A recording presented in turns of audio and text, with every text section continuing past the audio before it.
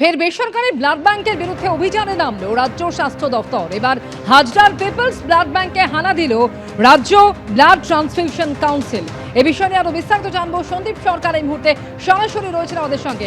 Sandeep, হাজরার people's blood bank, তার বিরুদ্ধে ঠিক কি অভিযোগ রয়েছে যার ভিত্তিতে অভিযানে নেমেছে রাজ্য ব্লাড ট্রান্সফিউশন কাউন্সিল?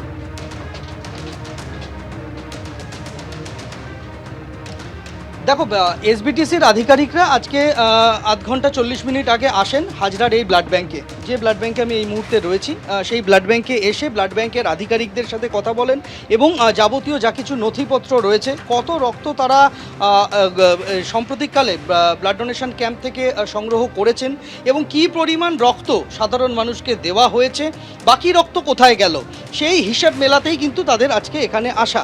আমরা দেখতে পাচ্ছি যে এসবিটিসির আধিকারিকরা তারা এখানে রয়েছেন ব্লাড ব্যাংকের প্রত্যেকটা অংশে। তারা ঘুরছেন, তারা দেখছেন, তারা কথা বলছেন। ব্লাড ব্যাংকের পরিবেশ পরিস্থিতি কি, কতটা পরিকাঠামো রয়েছে এই ব্লাড ব্যাংকের, যেখানে কোল্ড স্টোরেজে সেখানে নির্দিষ্ট তাপমাত্রা মেনটেন করে যেখানে ফ্রিজার রয়েছে, যেখানে রক্ত রাখা হয়েছে, সেখানকার পরিস্থিতি কি, সবটাই কিন্তু তারা পরীক্ষা করে দেখছেন। ব্লাড ব্যাংকের প্রত্যেকটা কোনায় কোনায় তারা গিয়েছেন এবং আমরা দেখতে পাচ্ছি যে ব্লাড ব্যাংকের ভেতরে সেখানে এই সংকীর্ণ সরু পথ দিয়ে ডোনারদের যাতায়াত করতে হয়। রক্তদাতারা এক জায়গা থেকে আরেক জায়গায় যান। এই সমস্ত কিছু নিয়ে যেমন প্রশ্ন তুলেছেন তারা, সেরকমই গতকাল যে এই ব্লাড ব্যাংকের তরফ থেকে 10টি রক্তদান শিবিরে তারা গিয়েছিলেন, সেই 10টি রক্তদান শিবিরে যত পরিমাণ রক্ত সংগ্রহ করা হয়েছে, সেই সংগৃহীত রক্ত সেগুলি কোথায় গিয়েছে, কাদেরকে দেওয়া হয়েছে, এই সমস্তটা তারা পরীক্ষা করে দেখছেন। এর পাশাপাশি বিগত 6 মাসে তারা কোথায় কোথায় রক্তদান শিবির করেছেন এবং কত রক্ত তারা সংগ্রহ করেছেন এবং কত রক্ত পাঠানো হয়েছে, এই বিষয়টা তারা পরীক্ষা।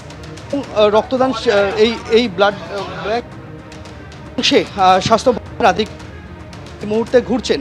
আমরা সন্দীপ, তোমার কথা স্পষ্টভাবে এসে পৌঁছচ্ছে না। হাজরার এই বেসরকারি ব্লাড ব্যাংকে অভিযান চলছে, যেখানে রাজ্য ব্লাড ট্রান্সফিউশন কাউন্সিল তারা অভিযান চালাচ্ছে রক্ত এবং প্লাজমা বিক্রি সংক্রান্ত অভিযোগের ভিত্তিতেই এই অভিযান বলে জানা গিয়েছে।